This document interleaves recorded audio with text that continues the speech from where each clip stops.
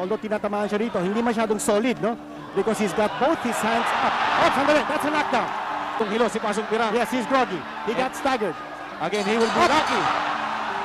Pero Went down, he went punch. Brought down Pasang in this round. Ito Ito na naman. Goodbye. And that's it. Dito. It's over. It's over. Magandang araw mga idol. Matapos nga po durugin ni Manny Pacquiao ang tatlong Meksikano na sina Emmanuel Lucero, Marco Antonio Barrera at itong si Juan Manuel Marquez, ay tila nagkaroon ng pagpapasya ang Team Pacquiao na palakasin pa ang kanang kamao ng ating pambato. At tinawag nga po nila ang pamatay na opensa na ito na Manila Ice.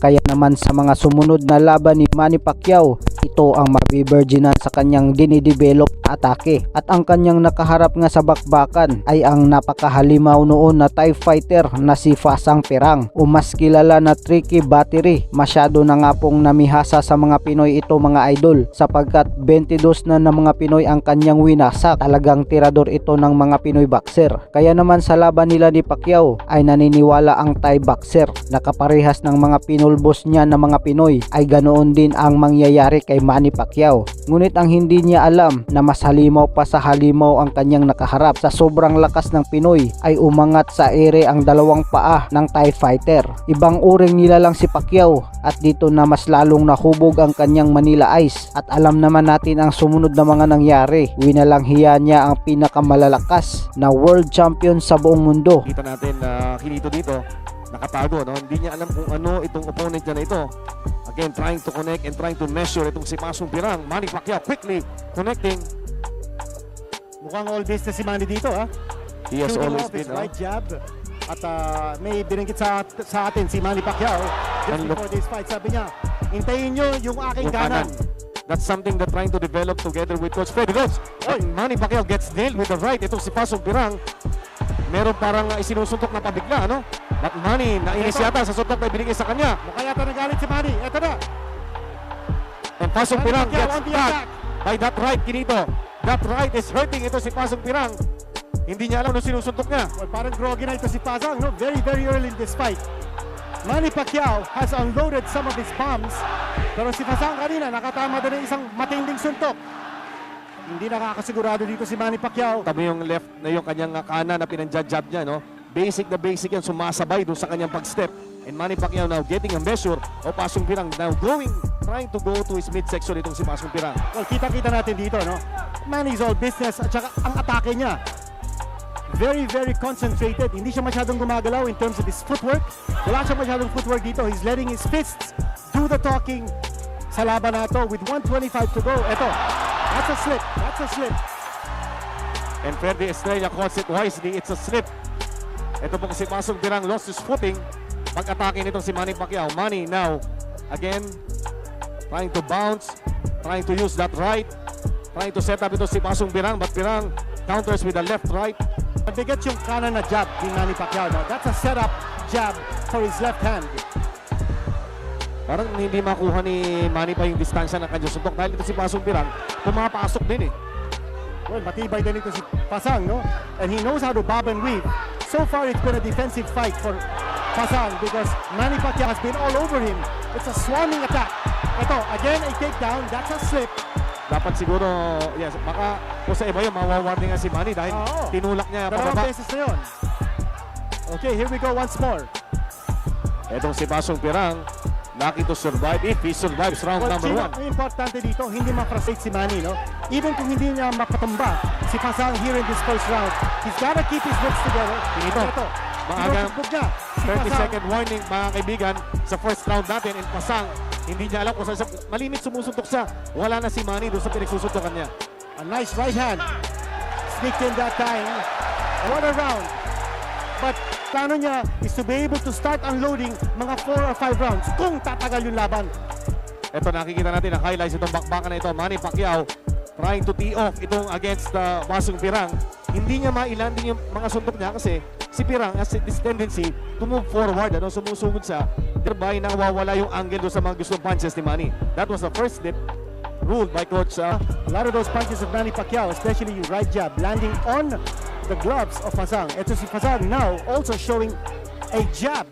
Tandaan nyo, sinabi nitong si Pasang, si 3K Battery na meron siyang nakitang weakness ni Manny Pacquiao na isisikreto niya. Whatever that is, yan po ang iniintay natin. And Manny Pacquiao, again, trying to connect, pero hindi pa natin nakikita yung landing ng solid punch from Manny Pacquiao dito po sa ating first and second round. Well, Chino, that's because maganda ang depensa ni Fasang. Although tinatamaan siya rito, hindi masyadong solid, no? Because he's got both his hands up. Oh, sandali, that's a knockdown. That is a knockdown. Definitely knockdown yun. Tinamaan si Fasang.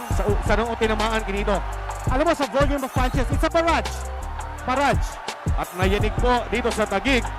Ito po si Basong 3K Battery. The first knockdown scored by Manny Pacquiao. Another knockdown might Sino? be coming soon. Parang basuka ito si Manny Pacquiao, no? Both fists churning, all guns blazing para kay Manny Pacquiao. Yan po kanan na yan, inihahanda pa rin niya para kay Marquez. And now, he's trying to test drive that right hand which has connected again.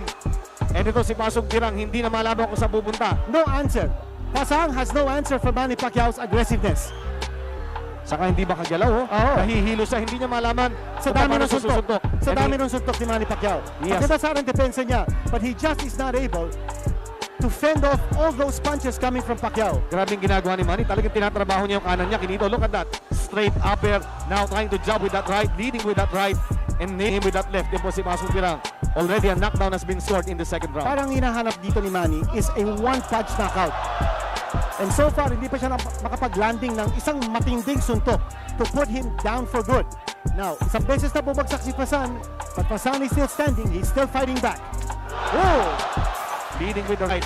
Yan yung artillery ni Manny Pacquiao. And The Basong arsenal. Pirang is in trouble. Kinito, this guy is in trouble. He's trying to back off. Paiwas-iwas na lang ito si Fasan. Manny Pacquiao is mauling Fasan 3K Battery. Short of toying around with this guy. Going to the midsection. And going upstairs again. Si Manny Pacquiao mixing up. He nails him with that right of his. Alam mo, He goes to the body. Grabe ang variety kinito. You have to give it to Fasan, ha? He's very courageous. Ito, lumalaban pa, no? Sa dami ng mga suntok na tinanggap niya from Manny Pacquiao. Manny Pacquiao again working out that right of his. Trying with that right looping shot. Then trying to master yung right cross kinito. This is round number 2.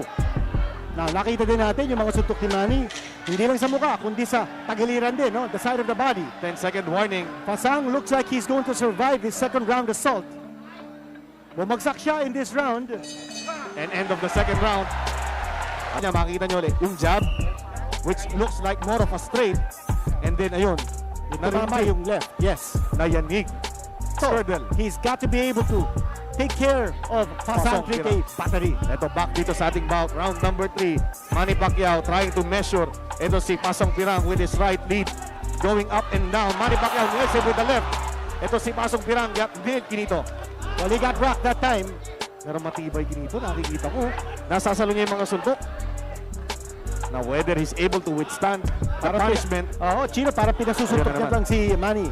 But here is Fasang absorbing a lot of punishment.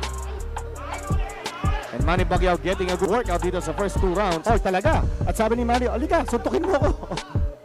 Para makatikim din ako, sabi niya. Saka kanina kagulat-gulat kinito. Nakita ko si Manny na doon sa pre-fight tradition, yung tradition ng pre-fight, no? Nakangiti. Nakatawa si Manny Pacquiao. Very loose siya. Yes. He was very loose before this fight. Very, very confident. At ito, tinatamaan na naman ng kanan ni Manny Pacquiao. Very slippery din ito si Fasang. Magalaw. Yung pina-practice niya, no? Right straight. Tingnan mo. Titignan natin maigi, no? Yung left, or rather that right hand that they're trying to work at. Ito pong corner ni Manny Pacquiao led by, of course, Coach Freddy Rhodes.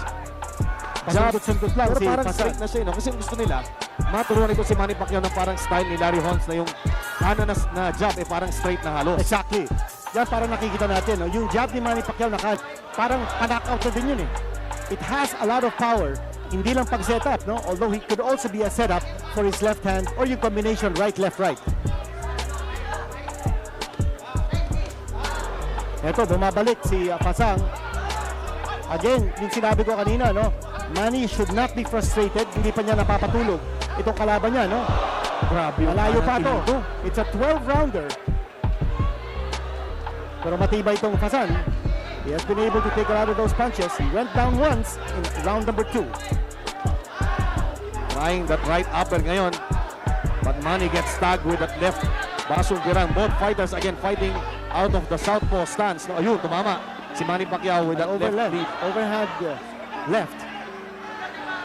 Well, one thing we have to also watch is baka naman masunog ito si Manny, no, sa dami ng mga suntok na binibitawan niya sa laban na ito. He's got to pace himself. Scheduled for 12 ito. Matibay ang kanyang kalaban. Pero sinabi kanina, Kinito, narinig natin, sabi ni Coach Freddy Rhodes, if we have to go 12, then so be it, ano? Oo. Yan ang sinasabi nila sa kondisyon ni si Manny dahil maraming nagdududa sa kondisyon itong si Manny Pacquiao. But Coach Freddy Rhodes said, I guarantee you, if we have to go 12, we will go 12. Meron lang kong konting, nako, ito na, under 5 seconds, at hilong-hilo si Pasong Pirang. Yes, he's groggy. He got staggered. Again, he will be lucky. Pero He went bibilangan down. yan, He went bibilangan down. yan. Yes, tama yun. Walang fighter to be saved. Bumagsak siya. And I thought that was a legitimate knockdown. It was, kaya nga magaling ang basa ni Freddy Estrella na ito ay isang knockdown at the end of the round at the bell ito. Again, no fighter can be saved after the bell. And Pirang, ito na, alam na ni Manny kung anong gusto niya. Manny has gotten his legs but he gets nailed with the left. Manny comes back with that looping right. Alam mo, very loose na din ang defense ni Manny at this point. Ha? Kung meron pang ibubuga ito si Pasan, dapat ipakita niya ngayon because here's an opportunity for him. Manny's fighting very loose, very confident. Napabagsak na niya na 2 beses ang kanyang kalaban. Meron nagsasabi, baka naman si Manny kargahin itong si Pasong Pirang. Again, I don't think so. hindi po uso yan, ano? Ayaw natin iskiyan. And Manny Pacquiao now, ang sabi nga naman kanong dito, Oh yes! One punch! The left hand! The left hand. Left hand! That left upper, Kinito. Parang upper yun! It's an upper left Woo! hand. That nailed. This is the 3rd knockdown scored in this bout by Manny Pacquiao against Pasong Pirang. At sabi ni Pasan, okay, lalaban pa ako. One punch brought down Pasan in this round. Eto Ito na naman! Goodbye. And that's it! Kinito. It's over! It's over! Manny Pacquiao, sensational knockout! Winorkout lang yung kanan. Grabe! So nakita naman natin mga idol kung paano winakasan ni Manny Pacquiao ang pananalasa ni Tricky Battery sa mga Pinoy boxer. Brutal knockout ang inabot sa kamay ni Pacman. So hanggang dito na lang muna tayo mga idol at sana ay nagustuhan nyo ang ating video. Maraming salamat po.